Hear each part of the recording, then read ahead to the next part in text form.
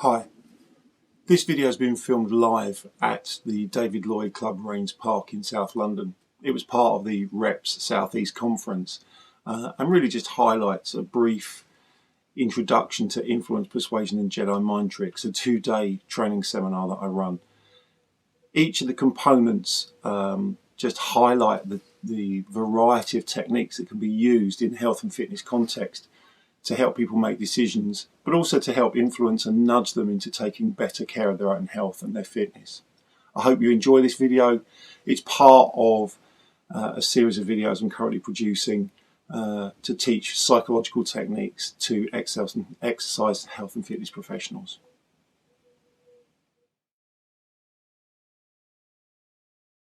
Who has ever seen me speak or present before?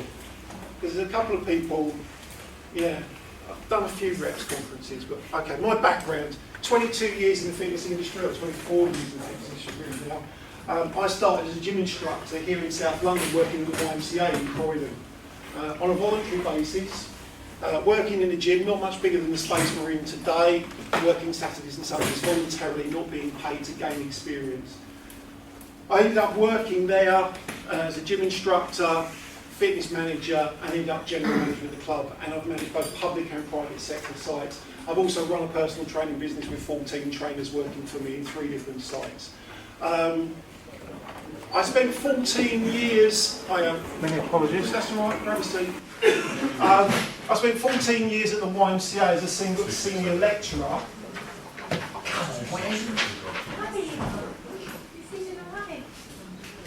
Come on.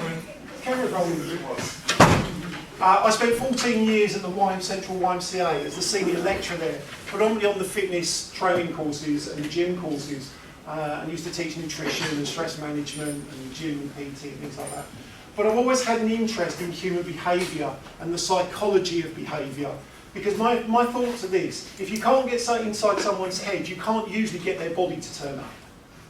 Their head leaves their body. It's their head on a day like today that looks at it, oh, it's a bit great, I don't think I'll train today. It's not their body going, no. It's their head that says no. So I then went and studied, I did a master's degree in exercise and health behaviour, psychology, and I studied a variety of different psychological approaches. I then did a second master's degree, because I think that would be better, on social science research. So I do a lot of research in our industry. And I ended up doing a PhD looking at behaviour change approaches to retention during the gym induction process. And I do lots of ongoing research for different countries. I'm really lucky now and fortunate I get to present in different countries all over the world. Wales and Scotland are separated here only because when I'm in Wales or Scotland, people get upset if I don't say Scotland or Wales as a country. And I travel and lecture extensively. In the past 6 years, I've spoken to 23,000 gym users in the gym while they've been exercising, on the gym floor, going up and talking to them and doing brief interviews with them. 10,000 were for a large health club chain. Hiya. A large health club chain that has tennis courts and has someone's name as its title. 13,000 were in local authority sites, single site operators and other types of gyms, and I've had over 100 gym inductions as a new member. And one of the services I do now is I do not a mystery shop, I become a mystery member and use the club for 3 months as a new member to see if I get everything that people said I'm going to get, and I try all the services. And I use the spa, and I have PT, and I do Pilates, and I get trained. I get paid to train. It's great. Work with all sorts of operators, multi-site operators. Some of the big chains you will recognise the names of. Single site operators, some of the high-end ones. Who here's based in London? Who's here's a London-based person? How many of you have heard of Reebok Sports Club, Canary Wharf? Do staff training there.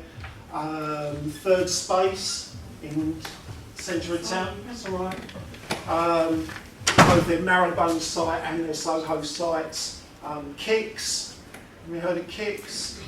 Kicks is a little bit exclusive. It's just £2,000 to join and £5,700 a year membership. and I'm doing, it's rather exclusive. So only gullible people? No, only people who own countries. Or have enough money to bail countries out when those countries go bust. So it's a very high-end club, and I do work there coaching their managers and their staff on different aspects. Different government organisations, work with universities, lecturing, and work with hotel chains, and we're currently responsible for the customer experience in 174 Marriott hotels across Europe, looking at the way people are inducted into their gyms, the way they behave, the way the staff behave.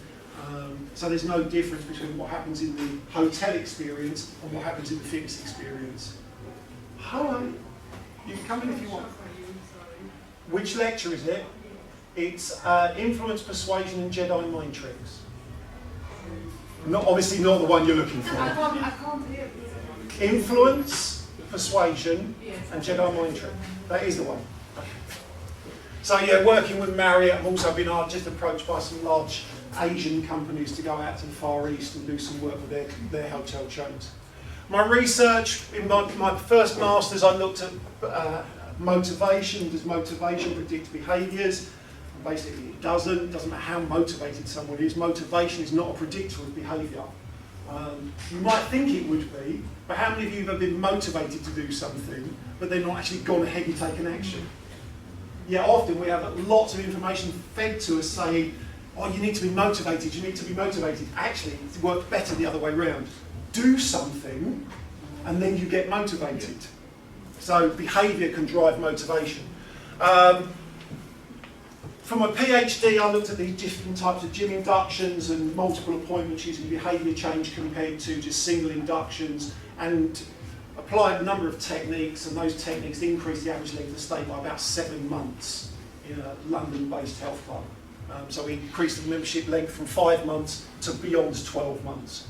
I've also done research on interaction and the importance of interaction, and the number one thing that customers said to me when I spoke to them on the gym floor was, we want staff to come and speak to us. We don't want to interrupt what we're doing, but we want people to talk to us, or at least offer to talk to us so we can say, no, I'm all right, thanks. A bit like you might find in a restaurant environment where you want someone to come over and check at your table, is there anything else you need? And you go, no, I'm all right, thanks. But you want them to come and ask. Members want that as well. And a lot of the research that I found, or a lot of the information I found when I did the research in some of the big health club chains, was that customers want help with changing behaviours. They think that's what they're going to get help with. Not just, here's exercise, but how do I change behaviours and what can I do to change those behaviours? So that's a lot of the work that I do. We also, with my colleague Dr. Melvin Hilsden, did a project in 2008 where we reviewed 600,000 member records, which ended up being about 300,000 member records in terms of retention, and we produced the National Retention Report. We're currently doing the new National Retention Report for 2012. We have 3.8 million member records to analyse this time around. It's a pretty substantial study. Okay, I've referred to this presentation as Influence, Persuasion and Jedi Mind Tricks. It used to just be called Influence and Persuasion, and I used to teach it within clubs for salespeople, for managers, for PTs, on how do you get your message across, how do you get people to open up to the idea of perhaps buying personal training or trying new types of classes, rather than just saying, oh, you need to buy this, because people don't respond well to being told what to do, even when it's good for them. And those of you who are in relationships will know that sometimes your partner will have said to you, we should do this, and you go, no, and as you're going no, you're thinking, that's a really good idea, but I said no. So we resist the idea of change, even when it's good for us. So we have to become influential. Now, everything I show you today, and apologies for the Star Wars analogy, but it was one of the sales guys just said, when are you coming back to do some more of those Jedi mind tricks? And so added it to the title. But you can either work for the light side or the dark side. Any of these techniques can be used to influence and persuade people to do negative things or things that they're not interested in doing, which I would say is immoral. But you can also use these very powerfully to help people go from where they are to where they want to be, when they're not quite sure about how to make those moves, or if they need a nudge. Because sometimes what you need is a nudge. How many of you have ever exercised or you've got a training partner and you didn't fancy it, but your training partner goes, what time are you going to be there? And you go, oh. And just that little nudge of they don't go, do you fancy training? They make the assumption you're going. And in their language, the language they use is like, well, what time are you going to be there? You're like, oh, all right, I'll be there by 5 past. And you go. So some of these techniques can be used to give that nudge and sometimes make people feel uncomfortable when they need that extra push to actually begin behaviour. So it's entirely up to you how you use these. I would make this assumption. If you attend something like the Reps conference, you have moral that would favour this than this. If this was how to persuade people to buy timeshare, well, you can draw your own conclusions. Stephen Covey's a big management guru. He does a lot of work in behaviour change and what helps people change. And one of his behaviours, or one of the things he states in his book, 7 Habits of Highly Effective People, is begin with the end in mind. If you're going to work with somebody, you need to have an idea of what the end goal is. And if you're going to try and persuade or influence someone, you have to have some sense of where that's going to be when you start. So in my presentation today, I know what the end of this presentation finishes with, obviously because I prepared it. But I knew what I wanted to finish with, so I knew what the ending needed to be. I needed to then work out the steps to get to the end. So you begin with the end in mind. You can use this approach in goal setting, because that's what goal setting is. You begin with what is it you're trying to achieve between here and here, A and B. A quick little tip for you. One of the things you can do with customers that really seems to turn them on is if you go, what do you want between here, where are you now, where do you want to be, and they start describing that. Just say to them after that, and once you've got that, what do you want after that? Because after they've not thought beyond achieving the goal and what that might do for them. Go beyond, and suddenly the whole mind opens up to like, oh well then. And that's a very powerful technique to use because they're already starting to think about not just achieving the goal, but once they've achieved the goal, what else they can do. So you're forward, it's called forward pacing them, you're leading them into the future. And at that point, they're not actually thinking about any limitations. They're thinking positively about finishing the activity to get their goal and go, I've got that, and then I can have this. Because often the goals that people state to us in the early phases when we're first talking to them are not the actual drivers. They're not the things that turn them on and motivate them. They're the outcome. So we're going to look at that in just a second. But begin with the end in mind. Have some sense. If you're a salesperson, the end in mind would be that they've bought a membership. If you're a PT, it's that they've signed up or are prepared to try some PT. If it's a group environment, they're going, yeah, I'm going to come and try that class. So you know where you're going, not just, right, I've met you for the first time, your name's Kerry, I'm going to influence you to buy carpet. Well, at least I've got an end in mind now, even if it's not appropriate in this environment. Well, I'll do a nice lining carpet. The underlying technique, and this is really important, all the way through, is called pace, pace, lead. You start by going to where they are. You start by trying to understand them. Again, seek first to understand and then to be understood.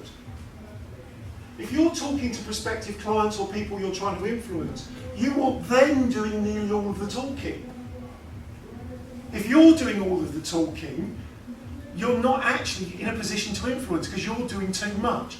You need to go to where they are, establish rapport with them, stay in rapport with them, and then start to introduce ideas rather than just go, right, so what you need to do is, this isn't on any of the slides, so it's here for you. So if someone downloads these slides, they won't get this bit. People make decisions based on their emotions, not on logic. They make emotional decisions, not logical decisions. They back them up with logic. Yeah? So You give it an amount of money to any man and say to him, go and buy a television, he'll come into a room and look at a load of televisions, and he'll be looking at something like this and be going, oh, this is a Samsung, that's a good brand, and it's got this size screen, and I can, you know, and the pixels are this, and it's got this port, and it's got SCART leads and USBs, and it's the biggest. It's the biggest is the bit that they go, and then they go, yeah, and it's a Samsung, and it's on sale. Really, all they're going to do is they're going to buy the biggest telly they can afford for the amount of money they've got. It's a 50-inch, but you've only got us flat. Yeah, I know. And you see their faces irradiated and burned from the heat from the TV because they sit on the back of the sofa. Yeah, but I've got the biggest telly. It's not about logic, it's about emotion.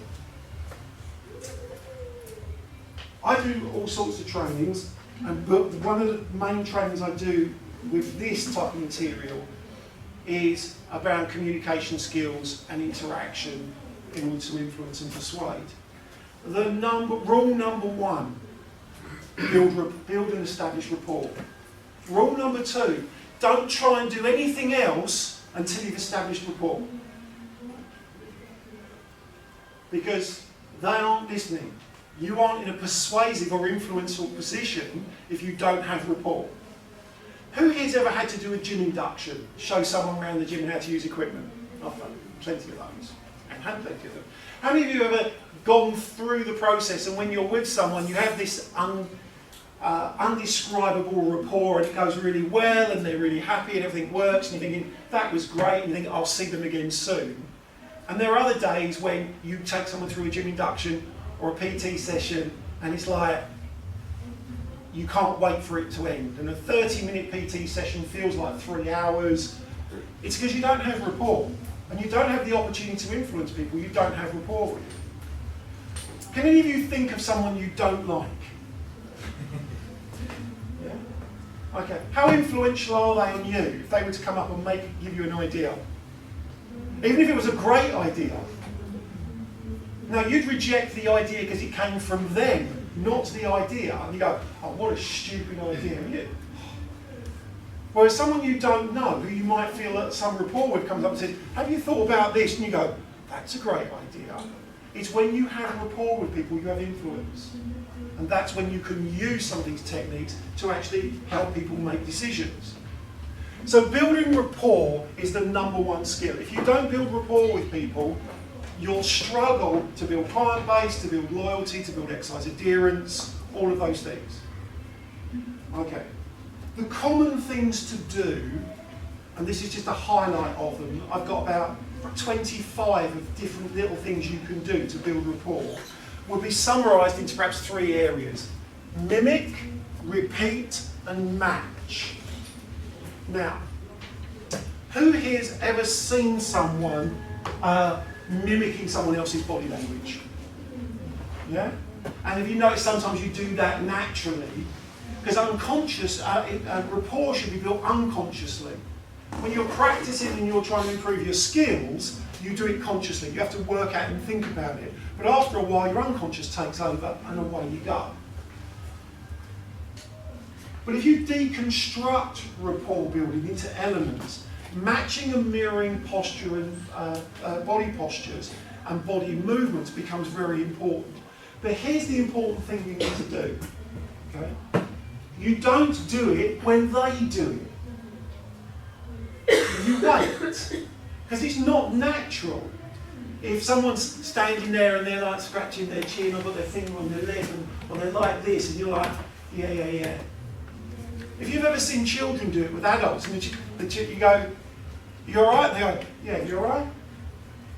And you go, are you copying me? And you go, are you copying me? How long does it take to get really irritated by that? Seconds. So if you copy exactly what someone does when they do it, you'll irritate them very quickly. You'll lose rapport. And in fact, they'll put up barriers and filters to stop anything of interest you've got saying coming through. Because they'll be rejecting not your information, they'll be rejecting you. So the way in which you do it is you change your body postures to match or mirror theirs 10 to 15 seconds after them in a much more natural way. Now, The other thing I would suggest you do is you do your version of them, not their version of them. So if they're sitting there like this, you don't mimic or copy that exactly. Yeah? You do a version of it.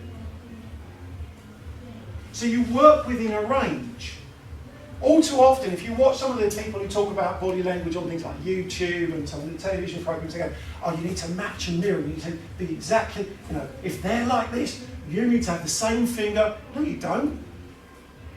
Something similar. Your unconscious recognises you're doing that, and it likes it. Our unconscious likes patterns. It likes familiarity. So when it sees things it's familiar with, it relaxes.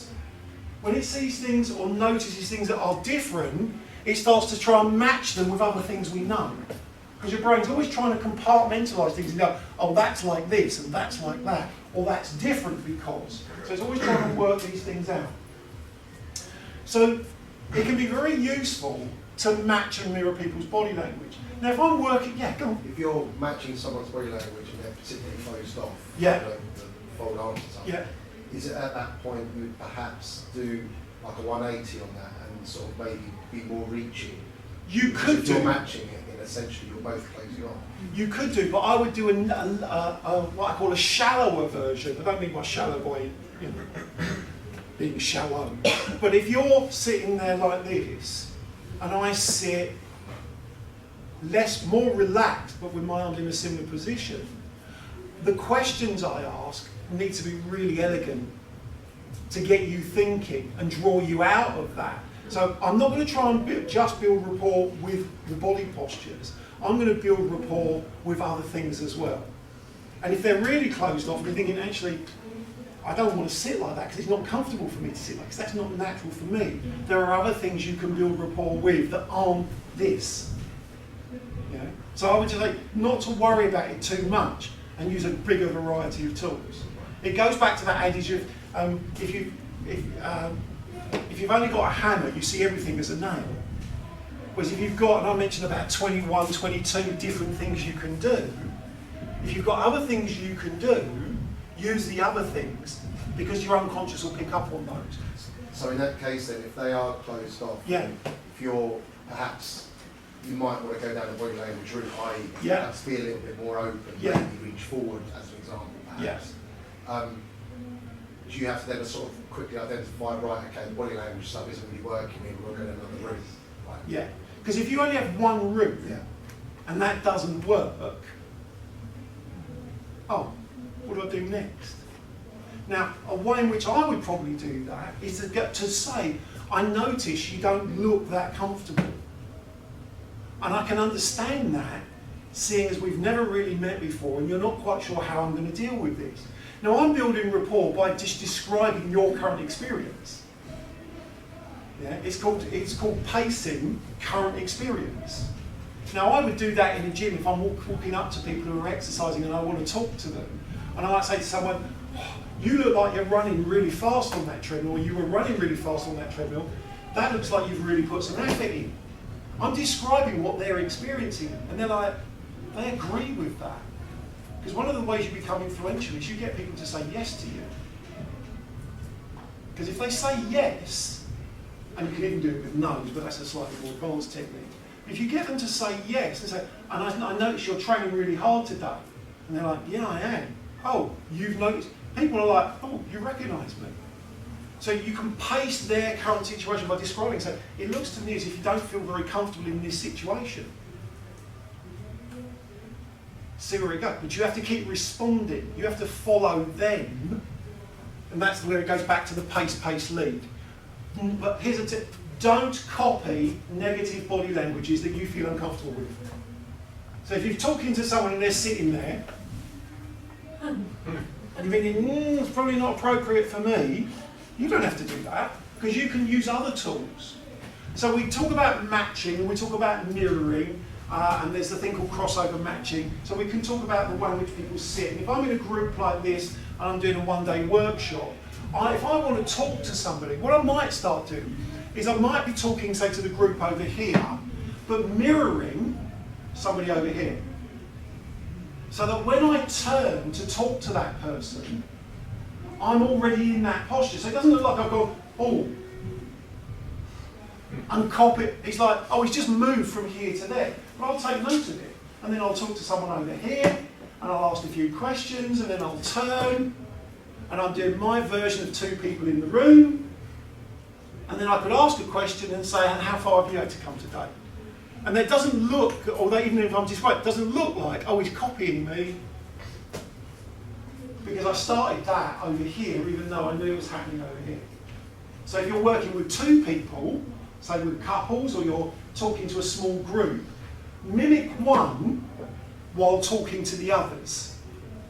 Then when you turn to this person, hold it for a while. Then if they change, give it a while, and then you change, 10 to 15 seconds.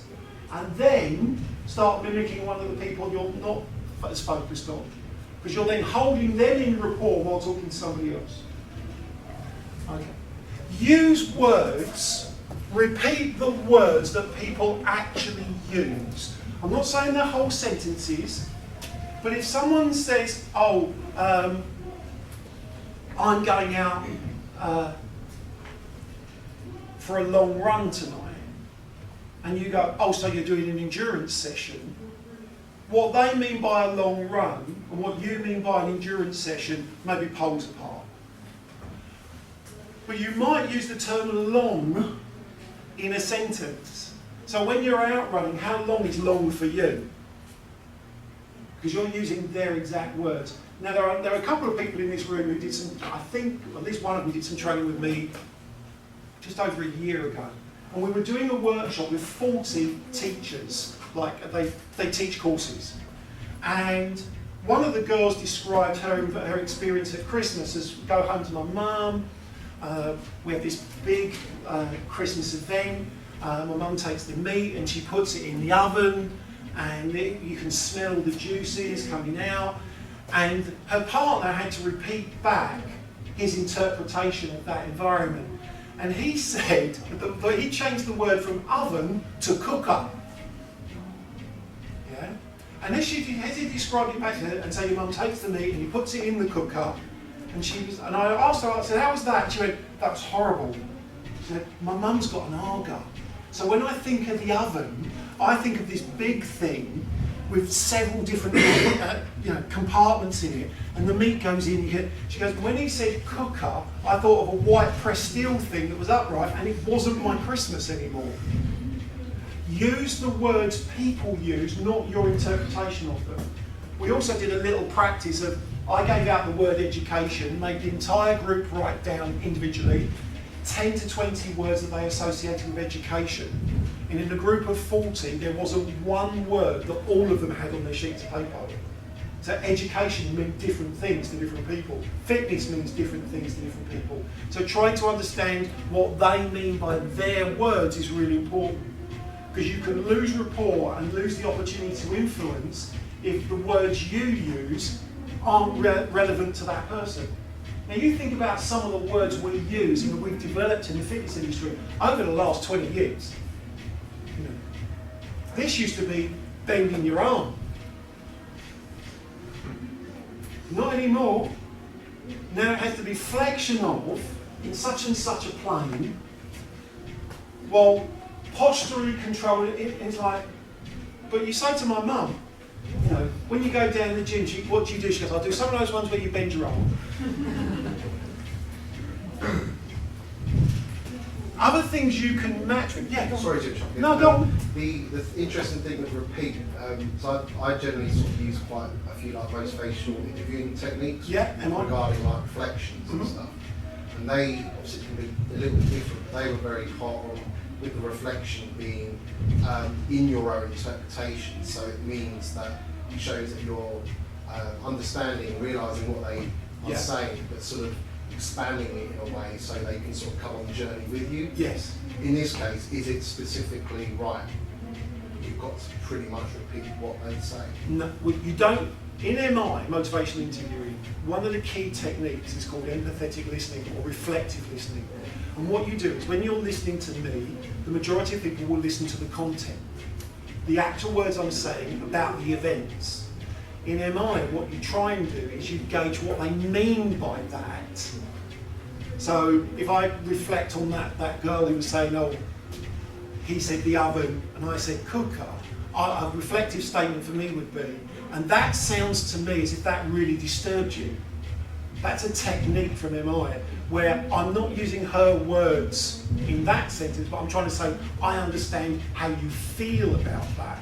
Because in listening, I break listening down into active listening, which is about the content, and reflective listening, which is about the meaning underlying the content. What does someone mean by that?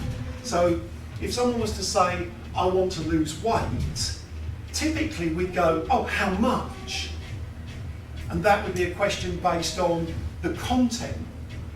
A reflective statement or an empathetic listening would be, I want to lose weight because you're not currently happy with the way you are. That's a guess at the meaning. What that does is actually reduces barriers.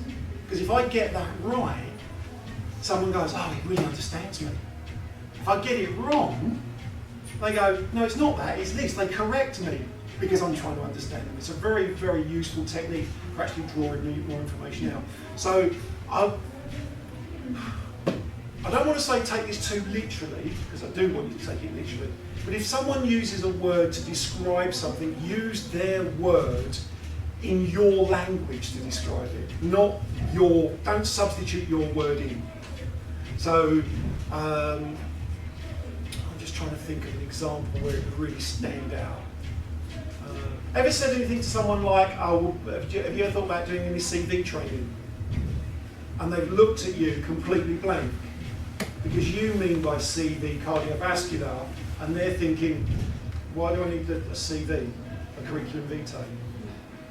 Because we have our own languages, but I would use the language they use. So if my mum says, I want to do some of those exercises where you bend your arm, pace, pace, lead, pace, pace. Use her language, her demonstrations, and later on start introducing perhaps more technical things rather than overloading. Does that swallow? Okay. Here's something else to consider matching. What about things like the sentence length that someone uses? What about the speed at which they speak? Because you can match posture and gesture, but what if they're on the phone? And we have a conversation over the phone. I can't go, well, I've got to guess how he's sitting, standing, or where he is. But I can listen to the length of sentence, how descriptive that sentence might be, and then use sentences of similar length. Now that does take practice. How many of you here think you tend to use short sentence when you describe things? You're quite factual. Yes, no, no. Who is more expressive? Yeah. So if I was working with anyone here that's more expressive, when you got a chance to talk, and you won't today, when you got a chance to talk, I'd let you talk, I'd gauge I wouldn't count the words, but I'd gauge the length of the time you were speaking for. And in my response, I'd make a sentence up about that sort of length. Because that would be useful. And I would change it relative to the way they change. So if they start off quite short, I'd start off quite short, but I don't want to close it down. And as I get them to open up, their sentences get longer, my sentences get longer. Here's a mistake I think we make in the industry. One of the first things we ask people to do is a PAR-Q type questionnaire. Yes, no, yes, no, yes, no, yes, no, yes, no, yes, no, yes, no. Okay, now that's out of the way. Tell me about your life. We've just asked them to do yes, no, closed questions, 10 in a row, and now we want them to open up. We've just taught them to be closed. How many of you know that you've done PAR-Qs as you've been talking to someone conversationally and tick things off in your mind, and when you get the PAR-Q bit, you go, yeah. Okay, let me just ask you a couple of questions about these. Because you didn't have to go through it specifically. So you can match things that are things like voice tone. Don't do accents. Because you might think you're good. But don't do accents. You may use people's expressions. I don't know, as I travel around the country, particularly when I'm in the northeast, I suddenly start talking about lads and lassies. not boys and girls, because that's the expression. But I don't try and do it with a northeast accent. I don't suddenly try and become Cheryl. I pick up people's accents by accident. I don't mean to do it, but if I'm talking to somebody with an accent, by the end of the conversation I'm sounding a bit like them. I don't mean to. Is that going to be annoying to people? Not if you do it with integrity. Because for me that would sound as if your unconscious is trying to build rapport. You're trying to build rapport, matching by the way they speak. Now, they'll probably they may not notice because that's the way they speak. Yeah. A friend of mine said to me recently, I was in the playground at the school and I was picking up my son. And I said, I was going off to work in Northern Ireland. And they said, do they speak with an accent there? I said, no, they don't.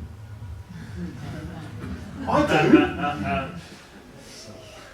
And he was like, you're weird. I wouldn't worry about it. Things like nervous tics and gestures, if you're likely to pick up tonal qualities, you're also more likely to pick up some of their gestures. Just keep them you, don't try and be them. Yeah? But if you've got these variety of things, and there are a whole variety of things, you've got lots of different ways of building and establishing rapport, but hold on to rapport. And if you lose rapport, back up. Think about what is it I said, did, or what happened that made me lose rapport. And if you're working with pairs of people, you have to work doubly hard. If you're working with a group, you have to work even harder again. Gain understanding. Identify what motivates the client. You want to understand where they're coming from. Now, what I've experienced in my time in the fitness industry is lots and lots of really well qualified instructors and PTs and group exercise teachers. They're actually more interested in the content of what they're delivering than the person they're delivering it to. So they see, I see Les and I don't think of Les as a person, I think of him as, he's the guy that I do the really hard Viper stuff with, followed by the kettlebell training, followed by that because we've done something else in the past. They're more interested in the content of what's taught than the person they're teaching it to. And a parallel to that would be in the medical environment where you would see a doctor who thinks of you as a condition and how to treat you rather than as a person. So it becomes important to understand what is it about this person, what is it that's motivating this person. Now, one of the simplest questions you can ask to identify what motivates them is to find out what their values are. Now, I might ask a question, I'm going to ask a question of one or two of you in a second. And the question is simply as this: what do you want? Now, in the context, you have to think about this. Everything is contextual. So, in training, who's got a PT client that when they're in their work life, the client's work life, they have to make hundreds of decisions every day. They're in charge, powerful, do this, do this, do this, do this. And when they walk into you, you go, right, and they go, just tell me what to do. So in the context of work, they're in charge. In the context of PT, you're in charge. They don't want to think, you go, what do you fancy, this or this? And they go, no, just tell me what to do. Now there are going to be clients like that because the context is, I come here to switch off from that and I give you permission to be in charge. So, but we want to understand what motivates them, what's important to them. So the question is, what do you want? Simple. And then listen. Don't be planning ahead before they've answered the question. Don't be watching someone walk through the door and as soon as they walk through the door you go, I know what you need. Hi, my name's Paul, nice to meet you. And you've decided that they're going on a weight loss program because you've looked at them and they need it. Whether that's what they asked for or not. Again, I used to see that when we used to do a lot more fitness testing. I used to see that in fitness testing where someone would come through the door, the instructor would make a decision about the person, fitness test them and still give them the same program they were going to give them when they walked through the door. So they just made them go through all the tests and the test didn't describe or link to what the program was. They'd gone, oh, you're fat, you need to lose weight. And that's the program you're going to get. So understand them. What do you want? So when you train, what do you want? What do you want from training? Leanness. Leanness. And functionality. Okay, and what will that do for you? Make me leaner and able to still walk around when I'm a bit older. Okay, and what will that do for you? Make me happy. Okay, and why do you value that? Because I like being happy. Okay, he wants to be happy. What was the first thing he said he wanted? Lean and functionality. Because what his perception is, and I agree with you, his perception is, if I am lean and I have greater functionality, I'll be happy. Now what's your reckon is going to be a bigger motivator? Being happy or being lean? Happy, because it's an emotion. Lean isn't an emotion. Being lean creates an emotion, and if I start to say, okay, so if I gave you an exercise program or we worked together to develop a program that would get you lean, and in the future you'd have all this great functionality also, you know, we'd need a longer conversation. Yeah. How would that make you feel? Because feeling is an emotion. He goes, that'll make me really happy. So if we get this happy program together, I wouldn't use that word. I'm more likely to be able to motivate him than if I just go, okay, what we need to do then is this. I need to understand what motivates him, what his drivers are, not what he says initially. What do you want from training? I want good structural health, Yeah. and good muscle tone, and good flexibility. Okay, and what will that do for you? It means that I won't have so many conditions associated with ageing so soon. Okay. And means that I will be able to be mobile into old age and have reasonably good health and look reasonably good. Okay, right. Just a pause, if I could pause me live.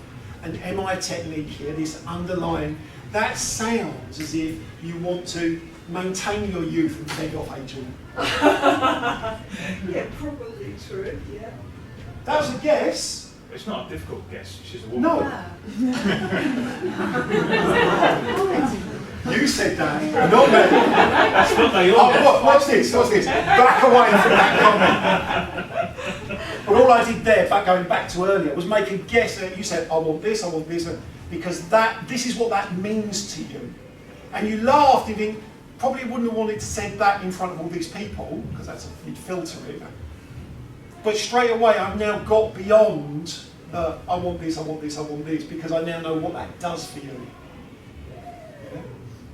So any information I present going forward will relate to those areas, because I know those are the buttons I have to go, boop. And then the topics of nutrition. Oh, you've seen this. I don't go, oh, this is about being functional. Because you go, oh yeah, all right. I link it to what that drives it, what the values are. And why would you value what you've described? Why would you value that? That's a very good question. I know. It's actually what all my clients also want.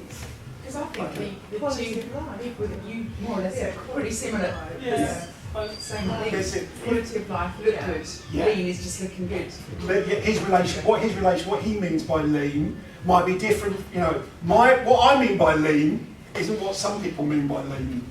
It just means leaner than this. It doesn't mean, you know, chiseled. It just means not this fat. It's quality of life. Okay, And that that's makes you fine. happy if you've got a good quality of life and you enjoy the free of aches and pains. Yeah. Doesn't necessarily, it doesn't make you happy, but it enables you. Gives you the tools for the Perception. possibility Yeah. of happiness. The perception of happiness. Let me just point something out. As you try and describe that, how does it make you feel? Interesting. Not me interesting, but yeah, does that make you happy when you achieve it? Well, as you talk about it, you can't help but start to be happy when you talk about being happy. Yeah. I have a 2.5-year-old daughter. She sits in her high chair and she does this game. Happy, sad. Happy, sad. Happy, sad. All the way through dinner sometimes. But she already knows to be happy, head up. And she talks about, if you talk about being happy, guess what happens to your mood? Your physiology changes. If you talk about being miserable and sad, guess what happens to your mood? If you hang out with miserable and sad people, guess what happens to your mood? So ask questions, identify the motivators, and there will be more than just one, and I'm just sort of overviewing this really, but what do you want? Why is important to you? You ask why, because why requires a justification. Why questions require a justification. When someone's justifying something to you, they're also justifying it to themselves, even if it's irrational. How many of you work with clients who perhaps smoke? Or got partners that smoke?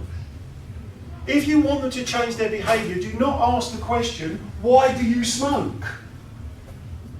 Because they go, oh, well, I really want to give up, but, which means they've just cancelled everything else. I smoke because. When they answer a question why, they have to justify it to themselves and to you. So they're having two conversations at the same time. Ask why questions about positive behaviours in the future. Why would you want to be lean? Because just into answering it in your head, you're justifying it. I don't want you to justify it. Why do you want this? Oh, really? And why do you want that? It'll also help me identify, in terms of your motivation, whether you're towards motivated or away from motivated. Towards means that's something I want. Away from, in this context, would mean that's something I don't want. Okay. No, I'm sorry, I didn't get your name. What's your name? Maureen. Maureen. They're going to make a judgment on you here, Maureen. Oh, just really? go with it, love. Away from or towards? Away. Away. I don't want, which way, I've got to look to see where I put away. I don't want that. I exercise because I don't want that. So although I'm heading in this direction, I want to avoid that. You can hear it in the language. I don't, remind me of what it is you said, what you wanted from exercise. Keep good structured health. Yeah. So I'm mobile. Yeah. So my body has good functionality, I think you Yeah. mentioned that. Good tone, flexibility. And why is that important? So that my body can keep going for a long time. Yeah. He's talking about keep going, And quality. not going towards something. Yeah. Now don't judge this as what away from is bad and towards is good. It's not. It's just the way you currently work in that context. Other contexts, it might be towards. Who here, someone give me a reason why they came to the Reps conference today. Why did you come to the Reps conference? To learn. Learn. To learn. Just in that, to learn. Towards or away from at the moment? Towards. I want something. Yeah? What would learning do for you? Make me better. Make you better. Okay. What does better mean in your context? I'm always trying to improve. So Okay. That's it to me. And he even gestured it. Did you notice that? I'm guessing for you the future is in front of you. And it's not left or right. So you see the future is that way and the past is back there with Gina and the others are. Yeah. So I already know if I want to talk to, I'm sorry, your name is? Stuart. Stuart. I say, so going forward then, you see what I'm doing? I'm using my body language in his direction. So going forward, getting you lean, increasing your knowledge, that all relates to him really powerfully because it's like, that's me. Whereas if I went, in the future, if you watch his head, he's now nodding, but in his head he's going, No. because the future for you is something, what you don't want is to be caught up in the past of all the things you've done in the past and not know, but the past is there for you. You sort of look over the shoulder for your history. Yeah. How would you question around something like, why do you smoke then? I wouldn't ask why you smoke because that would justify smoking and root them. How come you smoke? Right.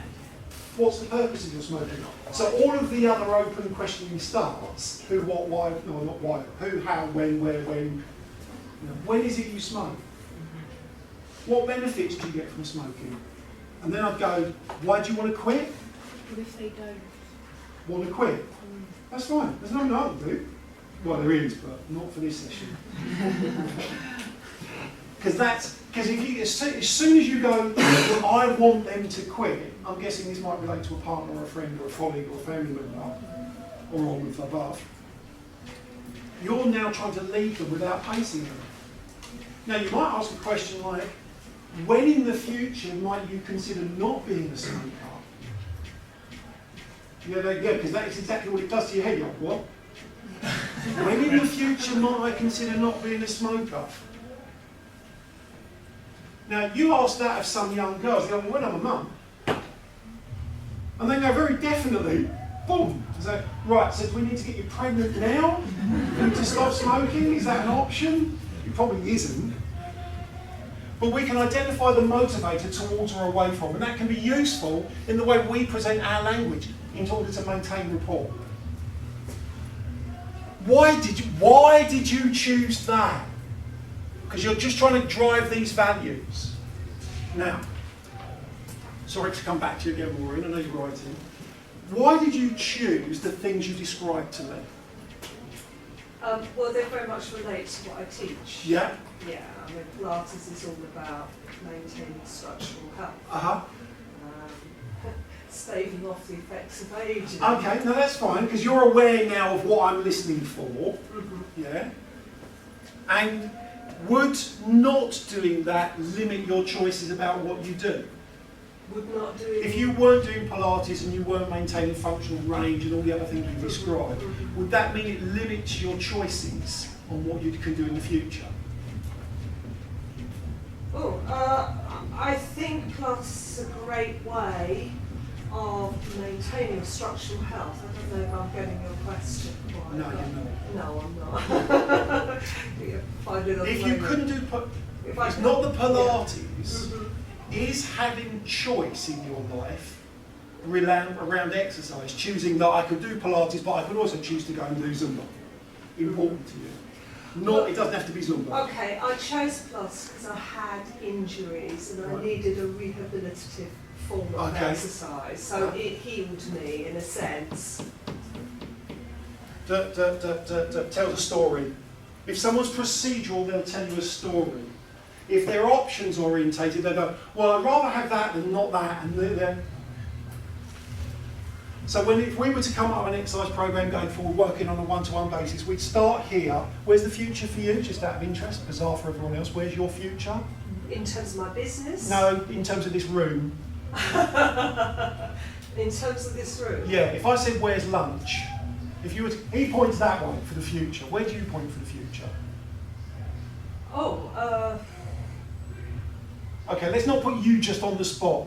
Point to your futures. Just keep your arms up so people can see. Just look around. They're not all in the same direction. Some of you are going off this way, even though you're facing one way, it's going on. Les is off to one. So Les, does yours go off that way, but back down diagonally? We'll go straight to that door first to get to my lunch. Yeah. Okay. And in terms of your career, where would your career be on a line? On a line? Yeah. If you had this imaginary line of the future and the past. Yeah. Where? Okay. Yeah. Same place. Yeah, same place. We have these imaginary lines. We set up boundaries for things. And if we pay attention to where these people's boundaries are, we can take advantage of that. Yeah.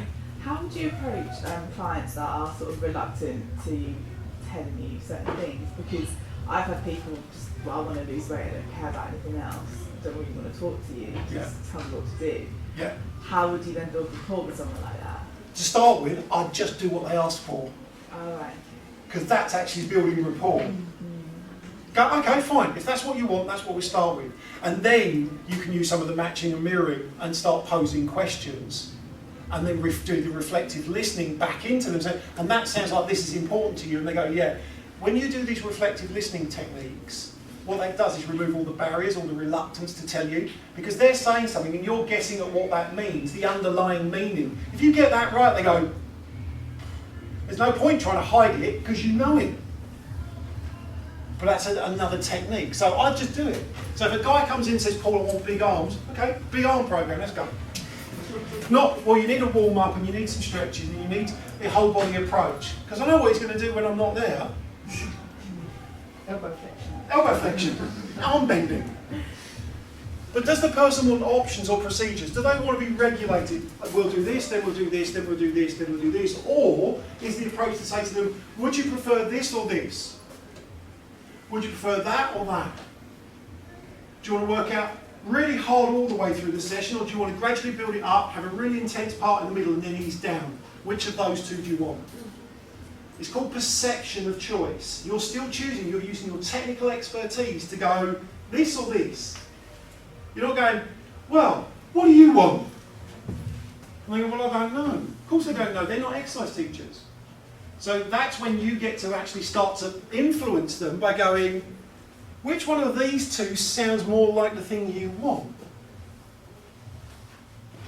Options people love choice.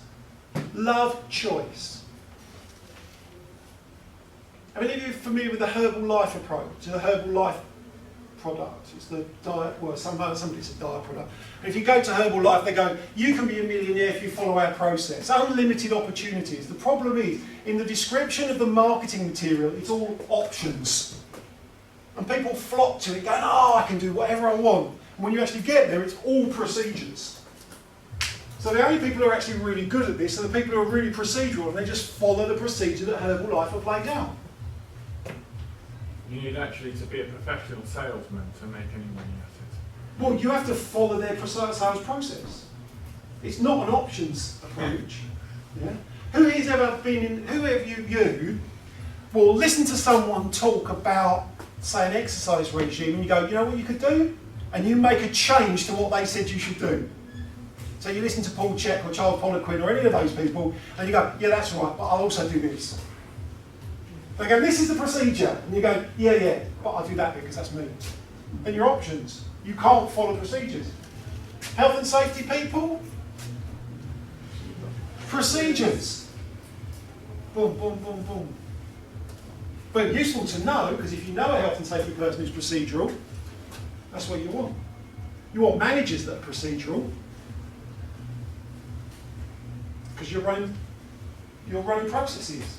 You can have trainers that are optional, but you need managers that are procedural to keep everybody in check, otherwise you're herding cats. And the number of places I go where they have a PT team, and the PT team are all over the place. You know, they go, oh, I'm trying to get some structure. Yeah, your procedures, and they're not. Motivated internally or externally? How do you know when things are going well for you? Feeling good, feeling like I'm getting positive feedback from others around me. My children are behaving. Okay. Internal or external? External. Needs to see the validation of what you've done in your children. Need the comments or the feedback from others. Any of you worked with a manager that's internal? They don't give feedback. They're really hard to work with. If you're really external, tell me I'm a good boy, pat me on the head, help me along, and they're really internal. You go, have you seen what I've done? They go, yeah, it's great. Yeah. They don't need, or if you say, you make a comment perhaps on what they're wearing, they go, you're wrong.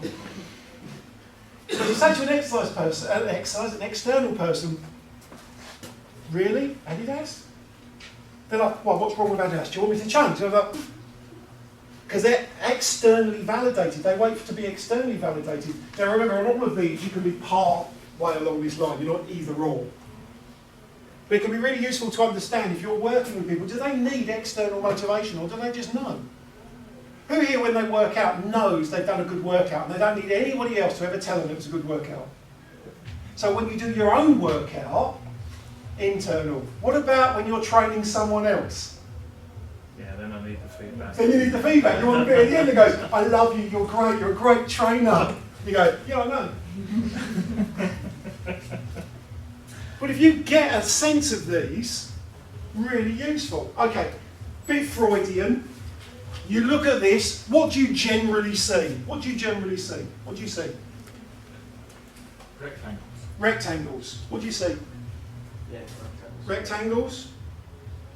Right? Vertical, one horizontal. Fine, so that finally gives me my differential. Because people either see the sameness in things or the difference in things. So when you walked into this club today, have you ever been here before, William?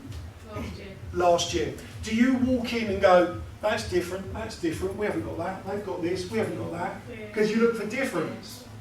Whereas the others probably walk in and go, that's the same as what we've got, so that's the same, we've got that, we've got that. Some people look for sameness in things, some look for difference. When you work out your own workouts, who here wants sameness? It's pretty much the same workout every time you work out. Might be a few variations on the thing, but it's pretty much the same thing. You don't work out. Okay, well that's fine. It's just an approach. Who here, it's got to be different every single time? It's like, never do the same workout twice. Yeah? If you're very difference orientated, things like body pump, body attack, the choreographed and pre-routine things, which are very procedural. So procedural people love those. Options people are going, oh, all the time. But if you like sameness, those types of classes are brilliant. If you like difference, they drive you mad.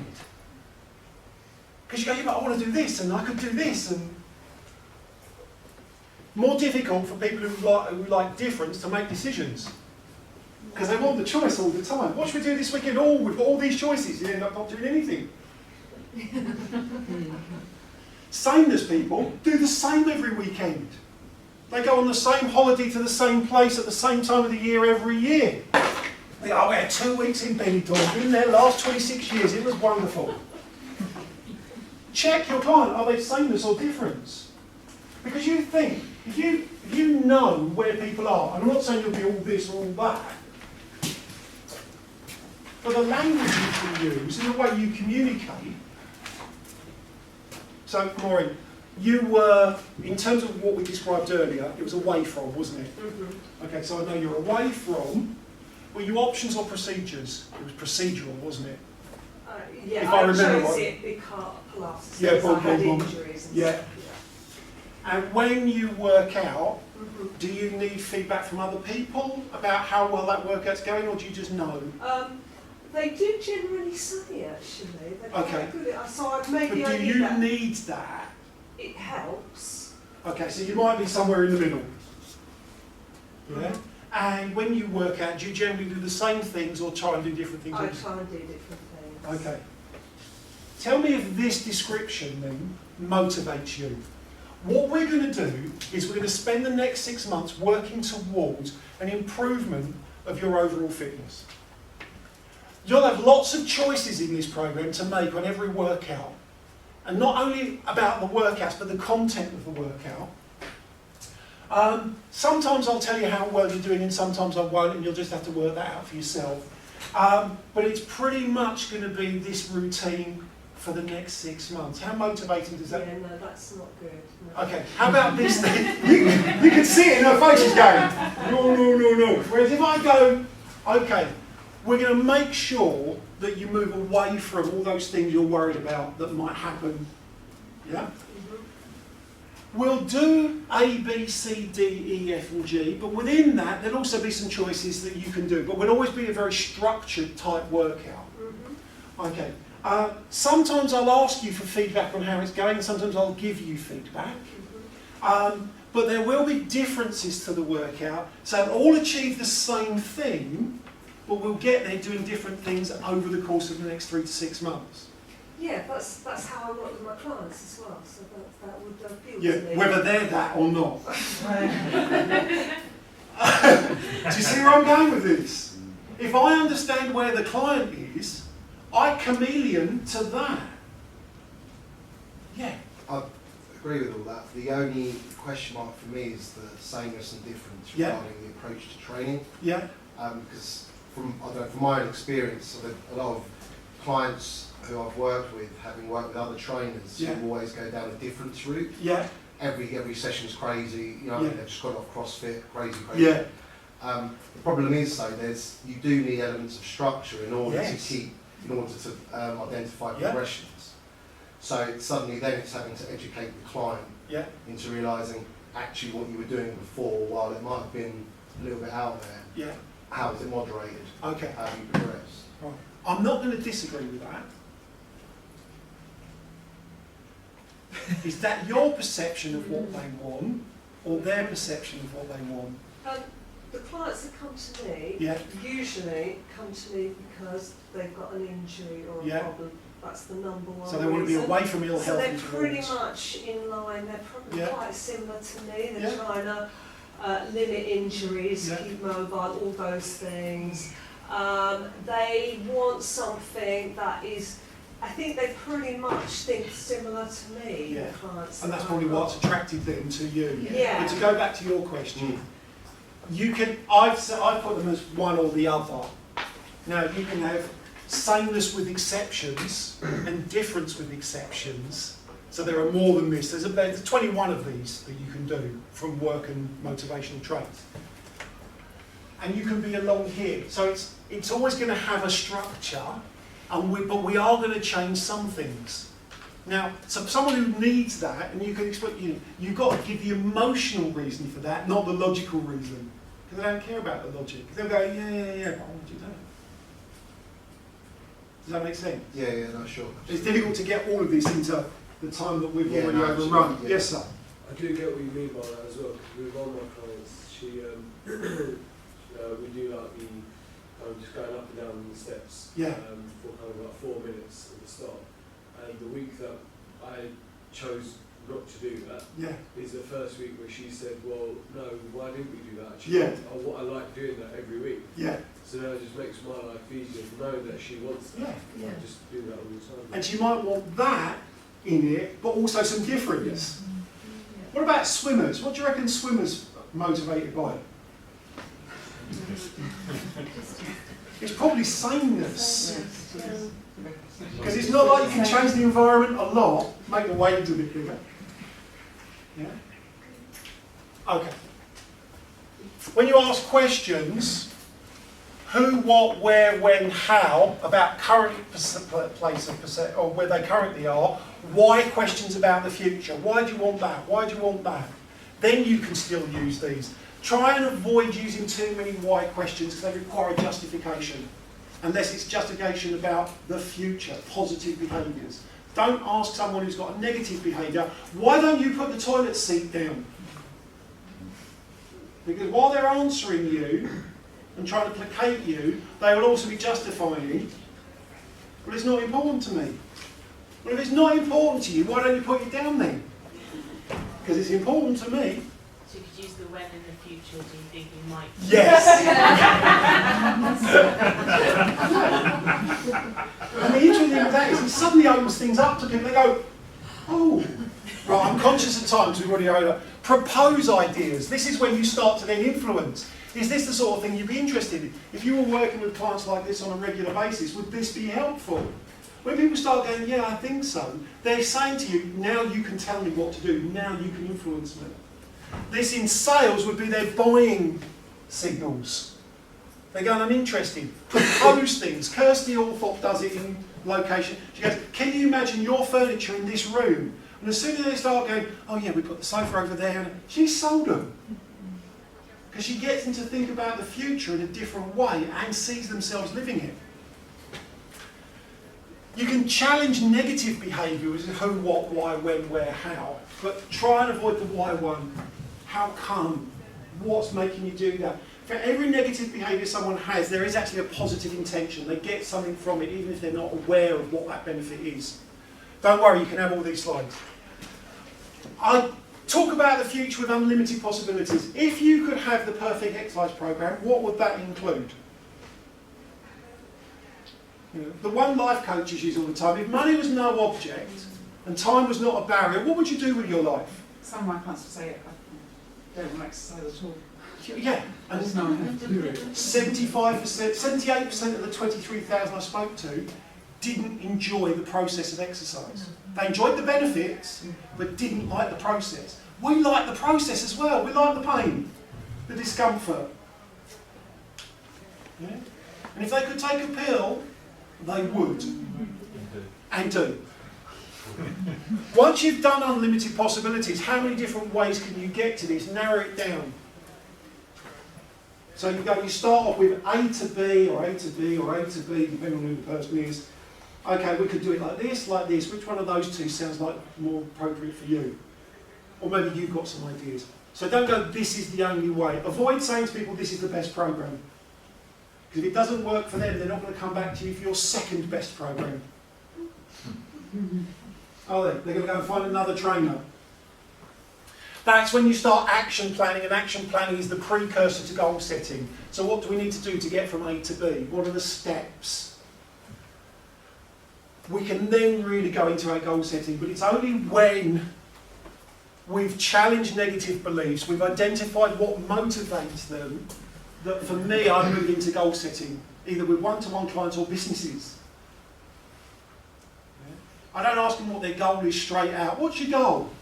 Because often they make up things that they think you want to hear. Or they just have this really general idea of it. So I ask them, what motivates you? What motivates you to want that? And if they do this, don't say anything until they speak, because they're thinking. Because I asked you a question, you went, oh! And you had to go off and think about it.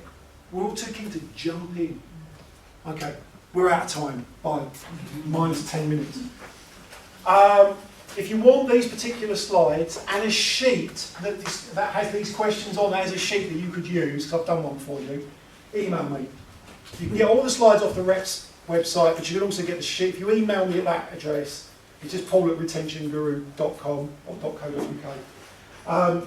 You can get a worksheet to play around with and try. I thank you for your time. You'll have to excuse myself and Tim breaking down the cameras, but if you want to talk to me, I can talk outside, because there's another session here in 5 minutes, and the other speaker's probably going off their heads. Thank you very much. Thank you.